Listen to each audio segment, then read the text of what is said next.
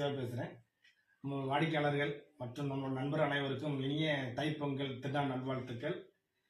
இந்த பொங்கல் எவ்வளோ இனிப்பாக இருக்குமோ அதே மாதிரி உங்களுடைய வாழ்க்கையும் இனிப்பாக இருக்கணுங்கிறத நம்மளுடைய நிறுவனத்தின் சார்பாக எல்லாருக்கும் ஒரு வாழ்த்து செய்திகளை தெரிவித்துக் கொள்கிறேன்.